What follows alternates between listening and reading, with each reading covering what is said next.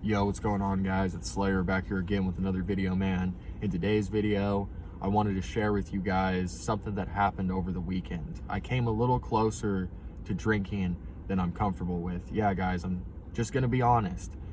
I didn't, though. I'm still sober, thank God. I didn't partake in that poison, fall back into those old patterns again, because I know what would have happened if I would have drank that. I would have ended up drinking that night. The next morning I would have been at the liquor store and the cycle would have continued. Drinking day in, day out until I'm in a detox center. Can't do that, man. I'm not gonna do that. Before we get into the video, I just wanted to say thank you to all of you. My last video that I uploaded quickly became the most viewed video on my entire channel. It's just beautiful to see that this message is getting out there to people, that it's helping. It definitely helps me when you guys share your stories, and it could help somebody else too. Going down and reading that, you leaving a comment really could save somebody's life. So thank you. It means a lot to me. With that said, let's just go ahead and get into what happened over the weekend.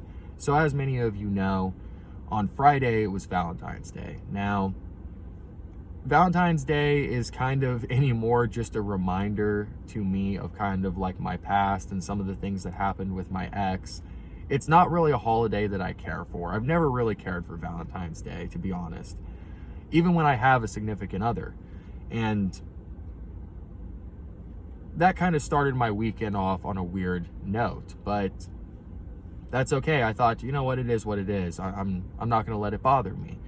It really wasn't that tempted me, that got me to thinking. It was Saturday night. So Saturday night, I'm hanging out, guys, and all of a sudden, out of nowhere, I receive a phone call. And I grab my phone and I look at it, and I didn't even recognize the number. So I didn't really think much of it. I didn't even answer it the first time that it called. You know, it's the middle of the night. It was like 9, 10 o'clock at night. So I just put my phone down. Continue to chill. I was watching something on Netflix. I'm not worried about it.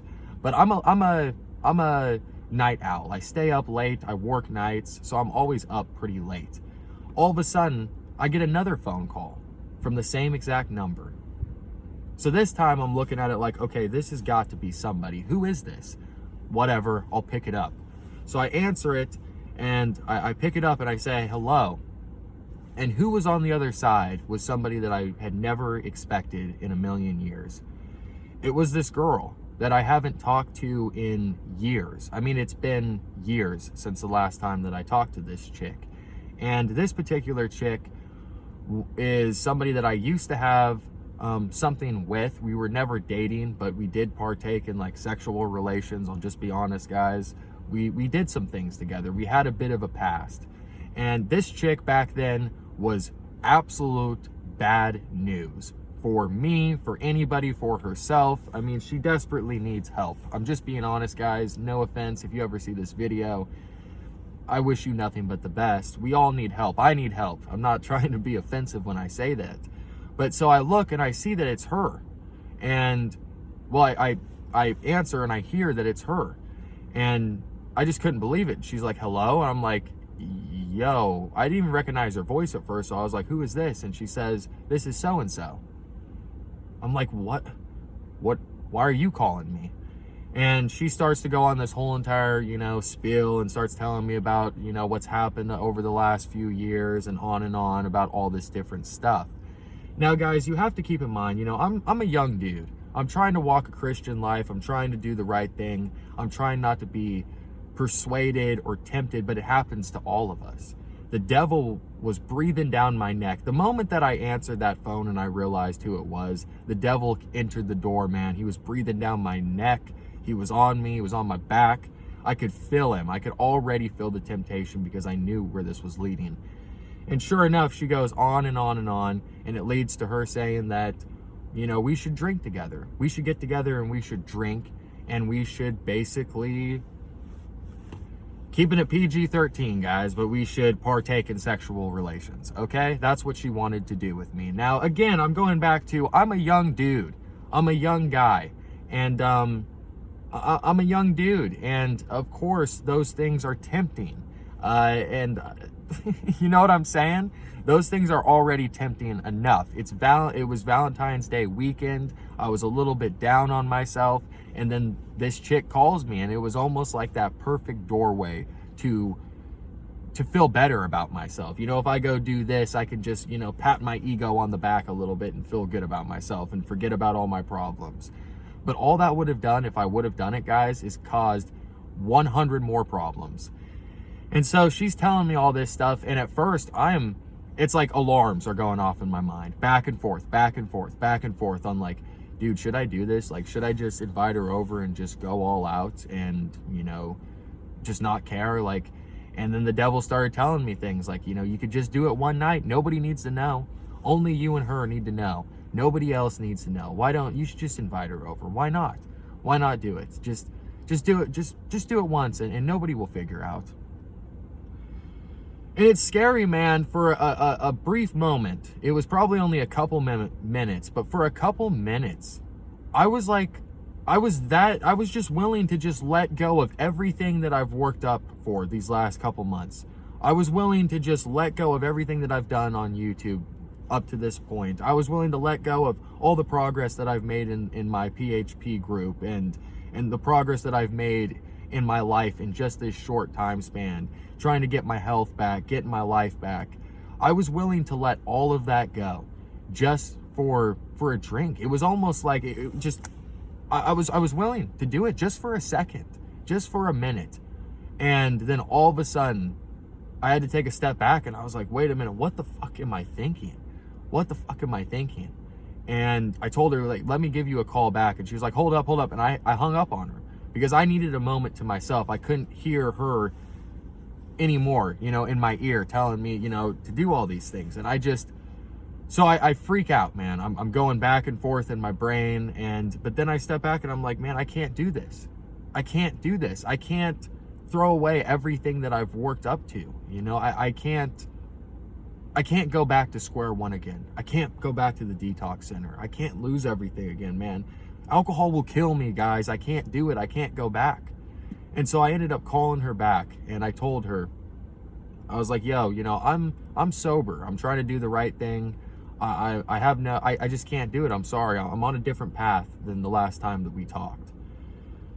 And this chick continues to pressure me for probably another 2 or 3 hours. I'm not even joking. She was blowing up my phone, texting me, and the whole time, of course, I was going back and forth in my mind, like, should I do this? Should I not? And ultimately, I decided not to. I came to the conclusion, and I had enough smarts to me and wits to me to not do it, to not let the devil win. I even told her if she wanted to come over and just not drink and hang out, we could do that. And she had no interest in doing that. She wanted, misery loves company, guys. Of course, she wanted a couple different things, but she wanted both of us to be intoxicated while we did things. So she was bad news from the get-go, but it was tempting. It was very, very tempting to just say screw it and go and drink and try and have a good time. There's nothing, guys, you have to understand that we fool ourselves into thinking that these things would be a good time. Maybe it would be a good time. Maybe it'd be a good time for an hour, 2 hours, maybe 3 hours, it would be a good time. But the aftermath that would come after that, the regret, the shame, the hair of the dog being caught right back into that cycle again, I don't know. You guys probably wouldn't have heard from me again. I haven't been around just because I've been busy. I've been working like on overdrive to keep myself sane, to keep myself sober. It's not easy. It's a battle for me every single day, just like it is for you guys. And what it taught me is that, you know, you just never know what's going to come your way in sobriety, and you have to be ready for whatever. That wasn't necessarily like a bad thing. Like, it wasn't like a family member passed or something, which we do have to be prepared for those things as well. It was something that would have been quote unquote fun. You know, we would have had a good time. But you can't, sometimes those are the most tempting things. You know, your friend is having a wedding, your good pal or somebody is getting married, and you get invited and there's a bunch of alcohol around. It's just not worth it. Relapse is something, you know, let me just say this, relapse sucks. Anybody that's been there, you know as well as I do, it just absolutely sucks. It feels like you just punched a button, the restart button, and you're going right back to square one, even though you're not. Like if you had a year, 2 years sober, you still had a year, 2 years sober.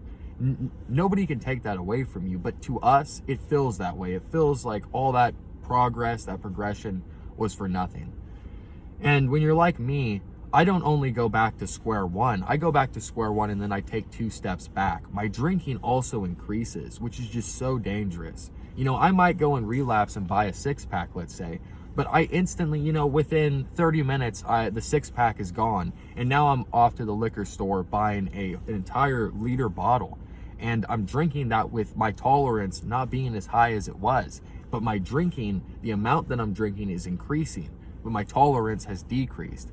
And that's what leads to people dying from alcohol poisoning, throwing up, you know, in their sleep, which is alcohol poisoning, choking on it, all sorts of horrific stuff, guys. And once you're like me and you've done enough damage to your brain, you get what's called the kindling effect. Look it up, guys. And each time that you drink, your withdrawals just get worse and worse. It's like permanent brain damage. And once you're at that point, guys, drinking is never the same again. I'm really coming to the realization that this is something that I'm going to have to be on guard with for the rest of my life. And I knew these things, but really it's something that I'm going to have to keep in check for the rest of my life, because I want a future. There is no future with alcohol. Not for me. I'll never progress. I'll degress. I'll never move forward in my life. I'll never have the simple things that I want.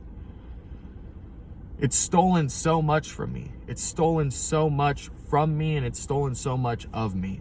And I can't allow it to take any more away from my life. I want a future. I want a life.